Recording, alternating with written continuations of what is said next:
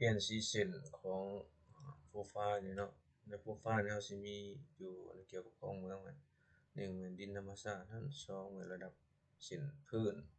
เส้นน้ำแล้วก็เส้นสันคลองเราสิมาเปลี่ยนกันเลย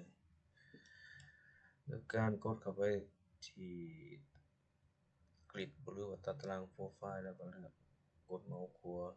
มาที่โปรไฟล์วิวหลังจากนั้นเราก็จะได้รายการของมันขึ้นมาเนาะตัดตารางรายการขึ้นมาเราก็เลื่อนมาตัวนี้เป็น existing cloud เนาะ existing cloud นี่เราสิเบิ่งหยังเลื่อนลงมาตัวที่2มันเป็น bottom ของเมืองนั้นเราก็มา copy เนาะเลื่อนกดลูกศรเข้ามา copy current section จากนั้นเราก็อยู่ที่ information นี่เราสิใส่ชื่อมันว่าเป็น bottom เหมือนกันเนาะ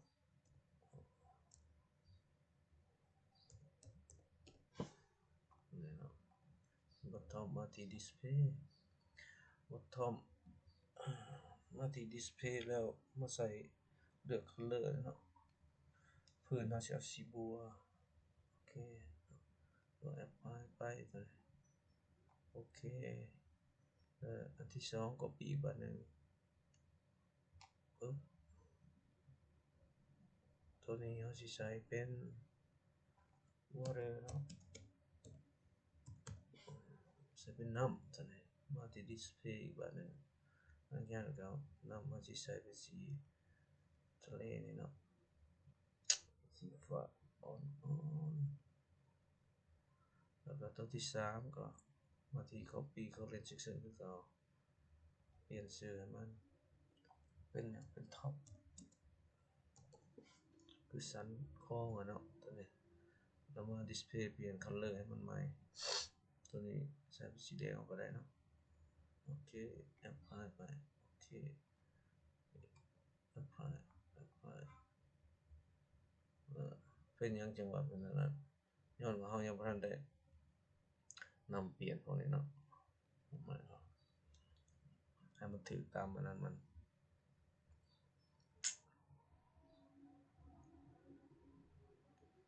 ตัวนี้ bottom เลือกเป็น bottom เนาะสีนี้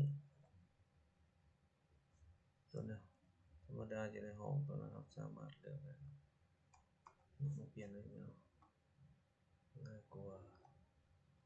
เลือกถึกสีมันเนาะwater มันจะเป็น top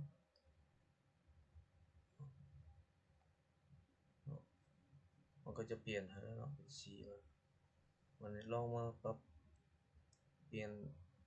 ประเภทเส้นมันเนาะ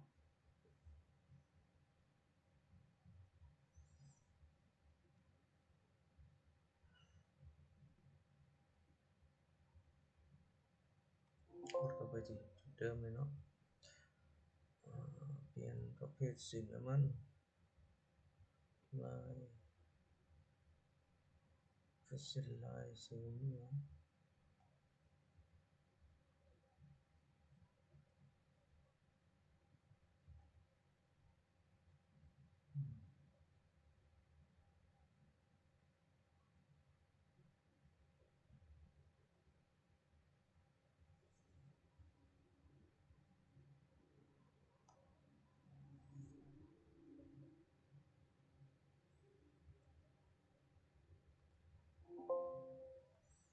ฉันก็ต้องเปลี่ยนสเกลมัน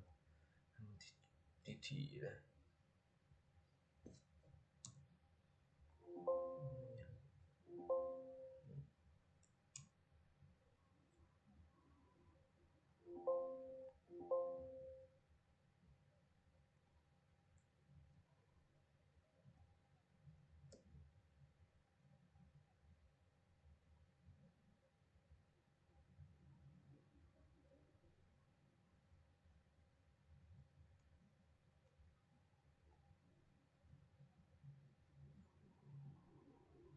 บังคับมันเป็นเส้นเต็มเนาะ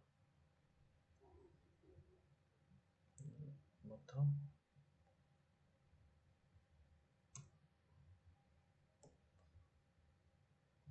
0.3 ใส่เท่ากัน6.5ก็ได้แล้ว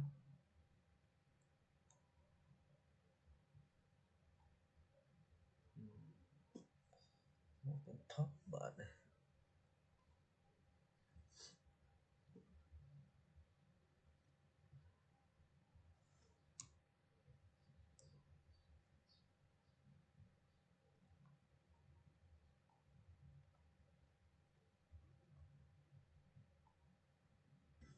เนี่ยถือว่าเราเปลี่ยนยังไปเปลี่ยนหมดเนาะสำหรับมันตัว section profile อื่นก็เฮ็ดคือกันนี่เนาะคือเราได้เซตไว้แล้วเทื่อนึงเนาะคิดว่ามันน่าจะมีเลยเนาะตัวนี้เราก็สามารถ select ได้เลยเนาะว่าที่ตัวเทิงแม่น bottom ตัวกลางเป็น top อันนี้เป็นน้ำ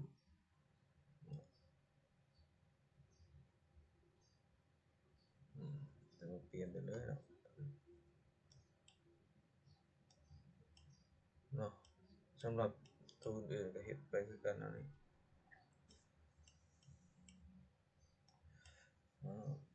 จบกับคลิปสั้นการเปลี่ยนสีเส้นต่างๆอยู่ในโปรไฟล์เนาะเส้นที่ธรรมชาติเส้นพืชเส้นน้ำเส้นสันคลองเนาะโอเค